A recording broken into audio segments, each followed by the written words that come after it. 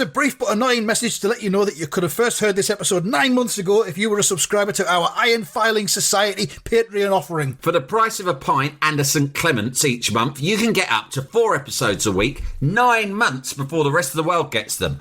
Early access to regular episodes, lots of other marvellous benefits, and there's absolutely no adverts or brief but annoying messages like this that will get right on your ticks. Find out more and subscribe now at tftimemachine.com/ironfilings. Here we go, here we go, here we go, here we go, this is it! This is Top Flight Time Machine. I am Andy Hot Body Dawson. Pow, pow, pow. I'm Sam Nitty Delaney, so what? Welcome along. It's the third and possibly the final episode of the Animal Kwackers Odyssey. It'll be taking us up to 90 plus minutes to assess an 11-minute TV kids show from the 1970s. Lots to unpack. It's what we're about. Huge amount to unpack here. Very much so. I haven't got the thing on the screen. I've got some notes, but I don't have Animal Kwackers. It's episode 10 of the first series of Animal Kwackers. It's called Sweets. You can find it on YouTube. We chose it because sweets are, of course, the best thing. Yeah. Love So we're at the bit of the episode. It's about 3.5 minutes in, where Rory, the lion, the blue lion with the huge mouth, the enormous head, and the very spindly legs, the legs of a human, Rory takes time out to tell us a story. And of course everyone goes, Rory, Rory, tell us a story. And we see a close-up of Rory's storybook, which is quite shoddily taped together in a typical 1970s children's TV style. It says on the front, Popland, Animal Kwackers, storybook. And there's Rory with his glasses on. That's what they sing in the song at the beginning, glasses. by the way. They're singing about Popland because they go, do you believe in rock and roll? Into the starship and here we go. And then he goes, here we go to Popland, here we go to Popland. So they go to Popland. This takes place on Popland. Yeah. They get in a spaceship. They go there in a spaceship. Where do they take off from? Popland is somewhere in space, yeah. Where do they take off from? A zoo, Earth. probably. Well, no, Broadmoor. Because they've got the fireman's pole that comes out the bottom of the UFO that they go That's on. how they get down out of the ship onto Popland. I'm saying it's a UFO. It's not a UFO. An unidentified flying object's a UFO. This has clearly been identified as the Animal Kwackers starship. Yeah. So Popland's where they go to, and all this happens. They go to and they get into adventures, and then they write the adventures up, a bit like Captain Kirk did, Captain's Log, and then they read them out to people on Earth for children's Jesus entertainment. In the Bible. Yeah, like that was his journal. They talk a lot about journaling now, don't they? Apparently it's good for your nut to journal. Have a journal. It takes time. Dear journal, today I had quite a nice day. Oh, that's good for you. Yeah. But Bullseye's usually on at that time of night. When you're supposed to be you're journaling out? Well, you have to make time, Andy. Do your journaling the next morning. I just wouldn't bother. No. Well, anyway, Jesus started the trend. And then, of course, Samuel Pepys. And then Captain Kirk, probably even more famously than the Bible, had his Captain's Log, didn't he? Yeah. And so that's basically what these guys are doing. They're journaling their adventures on Popland. Right. And then they fly back and they do it on telly for the kids. Well, he's going to tell us a story. He's got like blue framed spectacles that have got pink lenses in them. Yeah. Maybe he needs them. He might have dyslexia. He might have to have pink lenses so he can read better. His hand. Have you seen the size of his hand? I'm looking at this at 3 minutes 21 seconds into this thing, and he kind of points his finger at the camera, and his finger is about 3% of the size of his head. It's unbelievable. I know we said that he's got spindly legs and sort of a human body, but his head is... It might be even bigger when he sits down. Oh, it's gigantic. Put a bigger head on him. And his mouth and chin, his sort of jaw, let's say, absolutely terrifying. Well, his tongue in this bit kind of vibrates a bit and goes up and down while he's talking, which it doesn't do so much when he's singing. Hello, children. Now prepare. I shall tell you a story using my vibrating blue tongue. Fucking scary stuff, mate. His tongue's moving around. The story's about Ice Cream Mountain. Yeah. Straight away, I'm listening. Yeah. And if you look at it, it's next to a small village, and the ice cream is coming down the sides of the mountain, and looks like some kind of slide there as well. But he describes what it is. There's raspberry topping on top of the mountain, a soda fountain that comes down the side, a lemonade river. Yeah. It's Peppermint Green Village that it's next to, and everyone in Peppermint Green Village is round and fat and jolly. Yeah. And this 1975, I think that's how fat people were represented on television. Jolly. And it was generally true.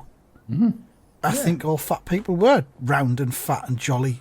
Yeah, they were the people in society who just thought, you know what, I'm just going to do what I feel. Yeah, I'm going to eat whatever I want, whenever I want. Yeah. And I'm very happy about it. And you know what? Fuck the fashion industry. That's sort of what they were saying as well. Yeah. With its sort of, pressure to be skinny. Why? I'll tell you, the first fat character on television who wasn't jolly. Roland Browning. Who? Roland Browning, Grange Hill. Oh yeah, he was sad. Pioneer. That was Miserable actually fat kid. That was actually quite a good representation of a fat kid at school, because I was a chubby kid. I wasn't Roland Browning levels, but you can get a little bit of shit sometimes about it. And so if you were Roland size, there was a kid in my school. He went to primary and secondary school with me, and he got a fucking hard time throughout his entire school career, really. Especially at secondary school. Like, we were all mates with him from primary school, and then you get to secondary school and it's like the gloves come off, don't they? Fucking brutal, quickly. doesn't it? Yeah. In fact, my son starts secondary school this week. And of course you have that little bit of nerves, do you know what I mean? Because you think, fucking hell, like, well, we've talked about it before. You go in and suddenly there's geezers with beards in the same. Yeah, we had sixth form kids with moustaches and that. And we were all 6'3", turning up on fucking motorbikes and smoking. Yeah. And you're like, what the fuck is this? So I'm a bit nervous about that, but it's just part of being a parent, isn't it? You just I think it's different now. My son went into secondary. He's like in year 11 now, starting year 11. Yeah. But when he went in, it felt as if the school were a lot more savvy about stamping out bullying. Yeah. And setting a good example and all that. And I think it's different. Yeah, it was, like you said, it was law of the jungle. When it was law of the jungle. I think, it is, I guess, boring for like people and it was boring when we were kids. Our parents would probably talk about, school was fucking mad when I was at school, and every generation says it was worse. But I genuinely do think that like there was just a whole different, no matter where you went to school, state school, I don't know what was going on in the private schools, but that's always been a bit fucking weird carry on, but that's a separate story. In normal schools across the country, I just think that there's been a complete change in the approach to the way in which you educate kids. And from what I can tell, it's a lot better than it was when we were kids. Because it was very much a fucking free-for-all. And what I was saying it to my daughter the other day, I said, what they'd do is, it wasn't that they weren't strict, but what they'd do is, they'd sort of just like pretend not to be strict and just sort of entrust you to behave, which obviously we were incapable of doing because we were too young to self-police, right? And so people would then do silly things, naughty things, whatever. And then the teachers would go fucking apeshit about it, like nuclear. Yeah. Do you know what I mean? Yeah. So that's a very volatile environment because they're either saying nothing at all. I know that when my son starts school this week, because it's the same school my daughter goes to, right? So I know the way they'll do it. They will actually do assemblies at the beginning where they'll try to put the wind up them, right? Yeah. They'll go, This is very different to your primary school. We expect extremely high standards. We expect you to be like this, like that. And if you don't do all these things, you'll be in detention and blah, blah, blah. And they'll try and shit them up, which will be scary. And I warned him of this, right? And so my daughter goes, they'll try and shit you up, right? But then after that, the environment will be fairly calm. Whereas I said, when I went to school, we would have turned up and they probably would have been like, don't worry, it's all going to be fine. This is a lovely place. You can all relax. It'll be fine.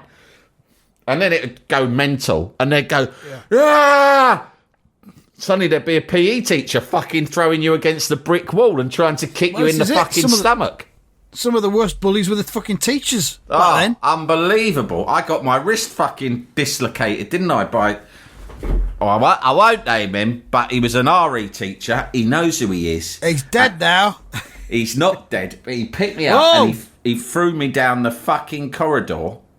He picked me up off the floor by, like, the lapels of my fucking blazer, right? And just, he chucked me. He was a big bloke. He chucked me. RE teacher as well, not even PE. The man of God. And as I landed, I put my arms out to break my fall behind me. It fucking put my wrist right out. I was in agony. Fucking hell. He's not dead, and I'll tell you why I know. Because I know where he lives, and I check up on him every 3 months. Funnily enough, he was still teaching at the school. When my daughter first started at school, he was the only one who was still there from my era. Because I went to the same school as where she goes. And but he left within the first few months, got booted out. Did I play a role in that? Or was it a coincidence? Am I able to pull strings on my enemies quietly, silently, behind the scenes? No comment. Yeah. But my wrist is still... never felt the same since. Does it still hurt? No, I broke it again because I fell down the escalators at Camden Town when I was pissed once. And it was the same wrist. Yeah. And that's probably why it was weak. Because when I went to A&E, they said, it's quite strange that your wrist broke so badly when you just fell over on an escalator. And I went, what do you mean by that? It's a really bad fall. And they said, yeah, but we get a lot of people falling and bones are usually, that particular bone, that joint, is fairly strong and robust. So we get maybe fractures. But yours is totally fucking broken really bad. It's a massive, really bad break.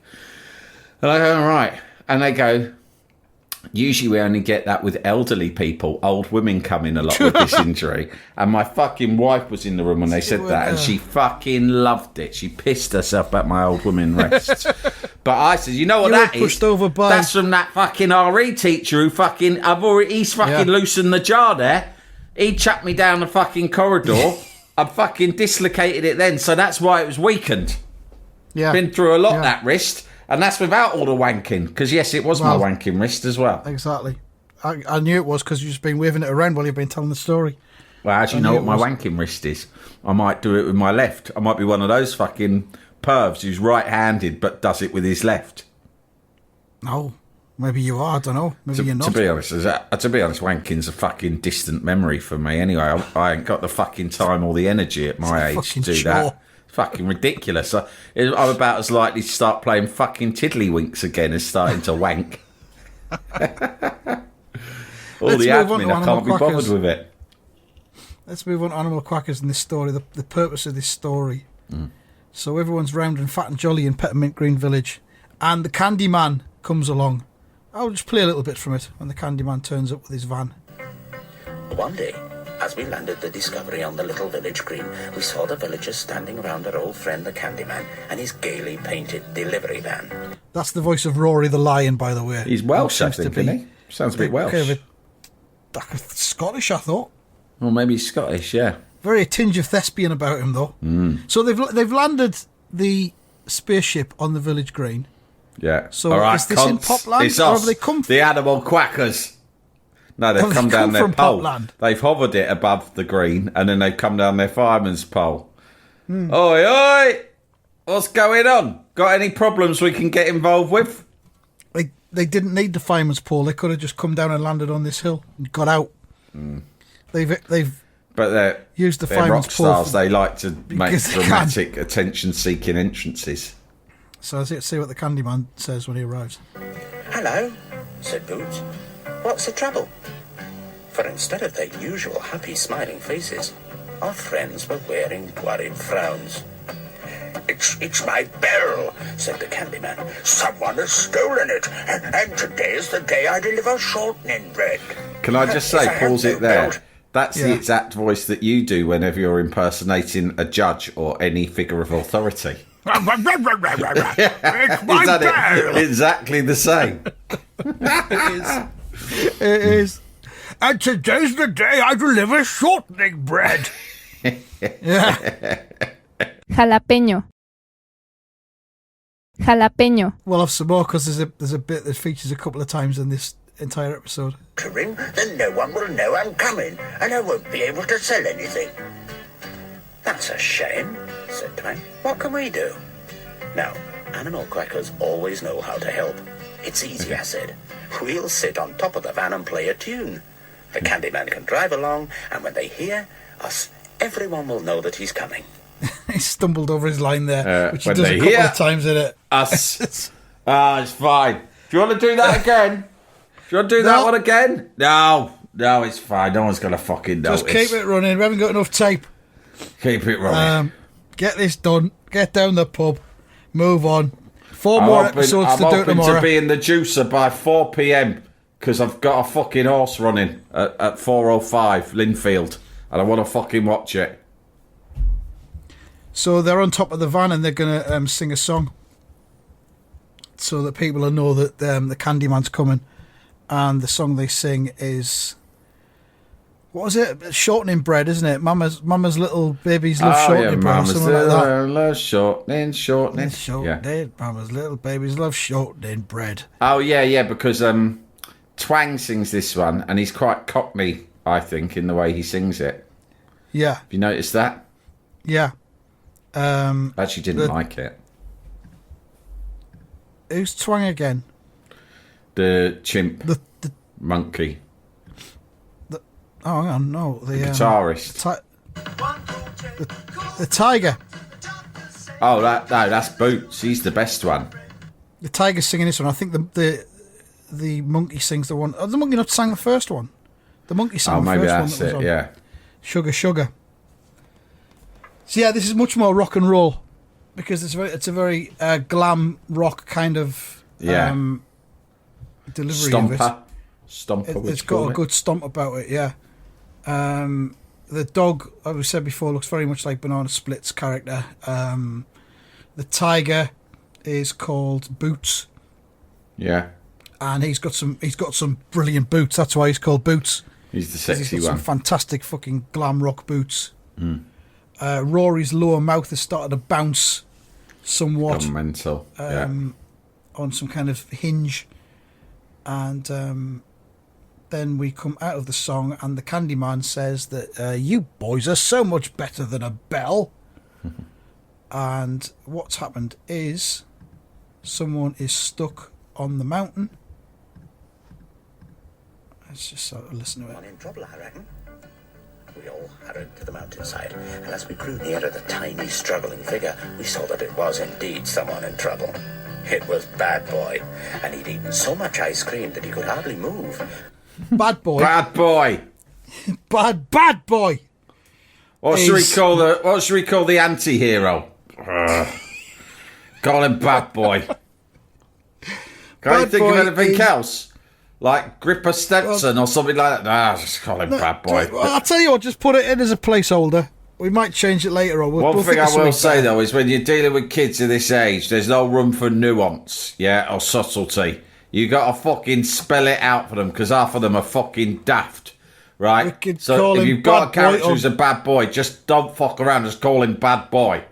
Maybe call him Greedy Guts or Little Shit. I don't know, something like that. Shit face. How about that? Do you think we'll let Shitty that? McShitface. Do you think we'll get that past the cunts up at the channel? Probably not. Just call him Bad Boy for now. So Bad Boy is wearing what looks like a yellow raincoat, which is buttoned up. He's waving his arms in the air. He has a kind of a mop, a small mop of hair, 2 button eyes, and a giant mouth in an O shape, which I guess he's using to shout help. because he has he's eaten so much ice cream on Ice Cream Mountain, Sam, that he's stuck and he is sinking into the ice cream. Yeah, he's fucking... So that's a lot of ice cream for you to actually, affect it so much you begin to sink into the ice cream. The thing about Bad Boy is... Right. Once you walked. Yeah. Bad Boy has... Let's just go through this.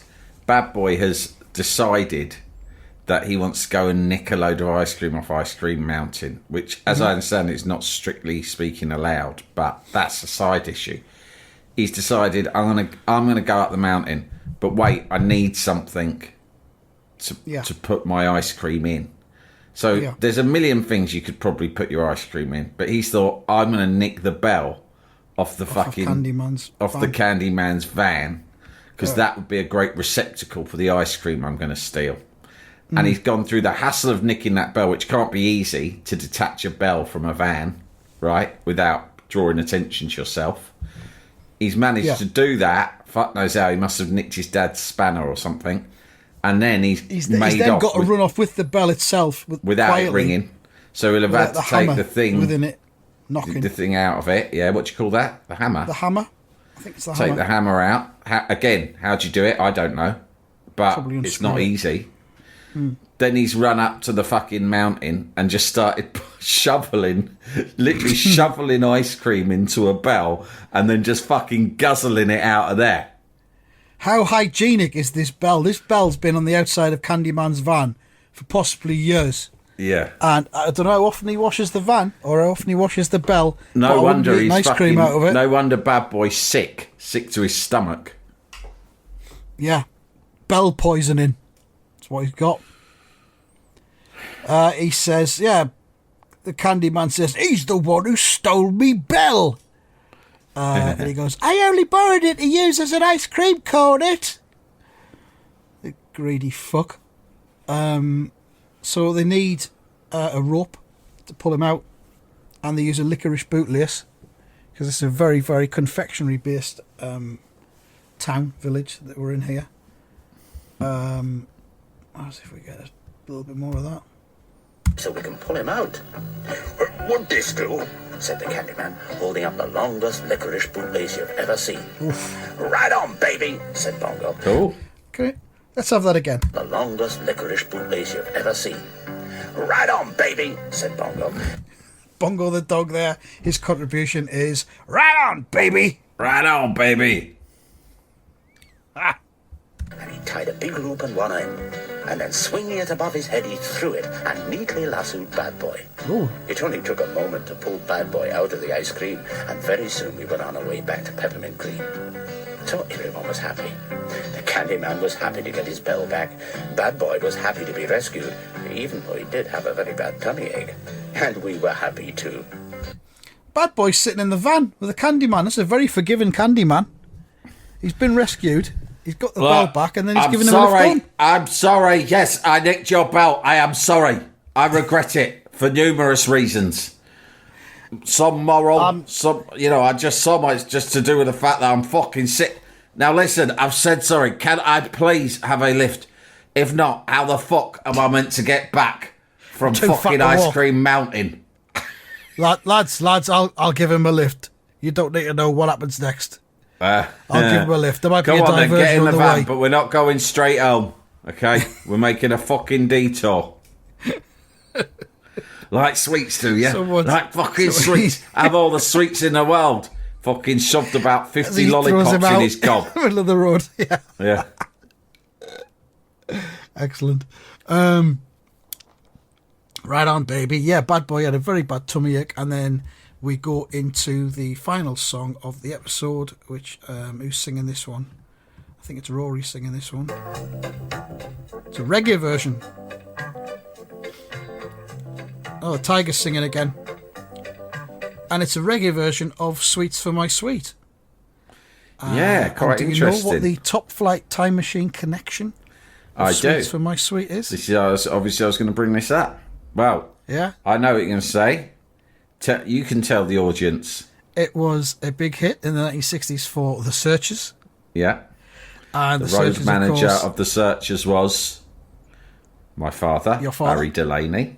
And Frankie Allen of Frankie the Searchers to this He's day. my mum's best mate. Yeah. And there you go. and whenever Frankie Allen came round to my house in the 80s, we had to do a massive tidy up because my mum Frankie Allen regarded was him fun. and still regards him as easily as famous as Elton John. Royalty. Yeah, Royalty. he is royalty. Frankie Allen's coming. Tidy up. Tidy the house. Does Why do we have to tidy? Why do we have to tidy, did you say? Have you heard of a little number called Sweets for My Sweet that peaked at number 4 in the UK hit parade in 1965? You ungrateful little cunt.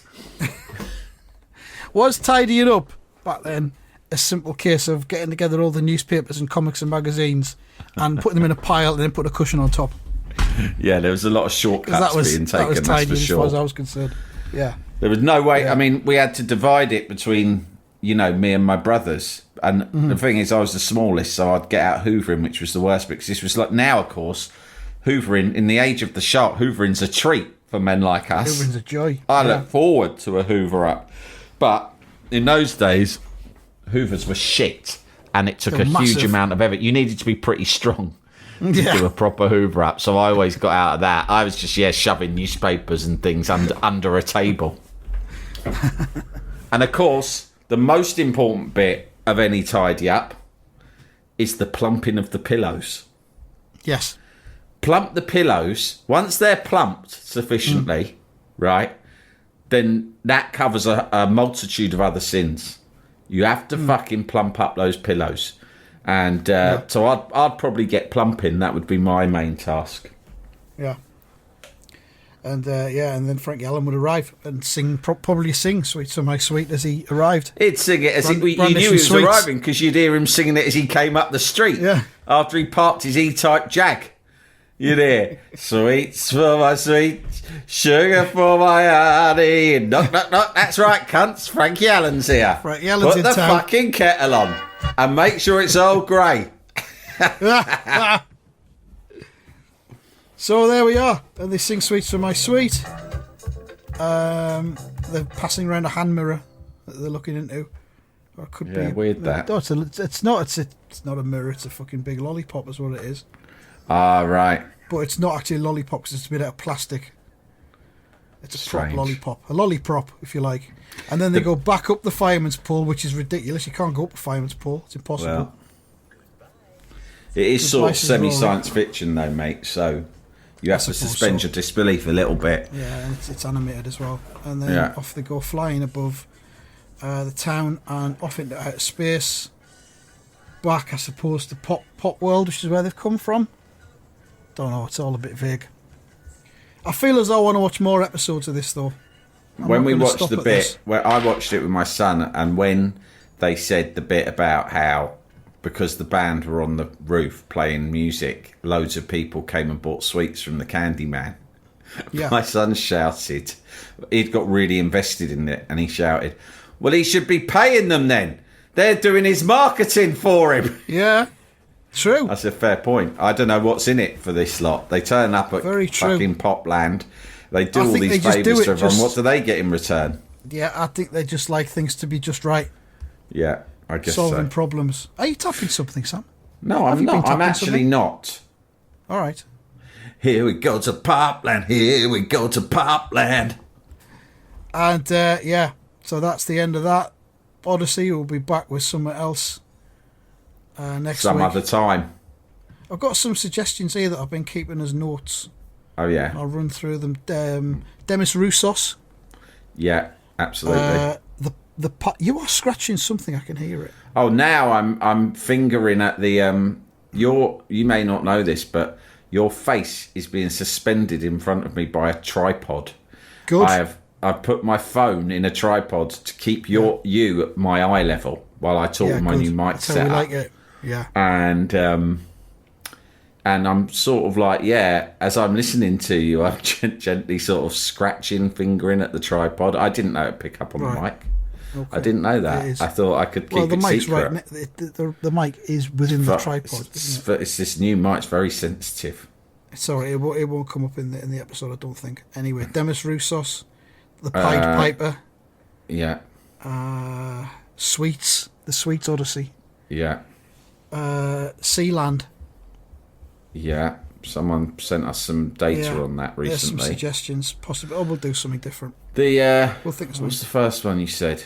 Demis Demis Roussos. Roussos. Well, the thing is about Demis Roussos is there's that clip of him singing with Basil Brush, which is I got really into a couple of months ago, and I couldn't stop thinking about or watching, and that's really what pricked my interest because I don't know much about him, but it does give Feels us like the a history opportunity. box. It does give us more opportunity to look into Basil Brush as well. So that's always Demis a good Roussos thing. struck Basil Brush. Yeah, okay. All right, then. We'll be back with something new next week. And in the meantime, thank you very much and goodbye. Goodbye.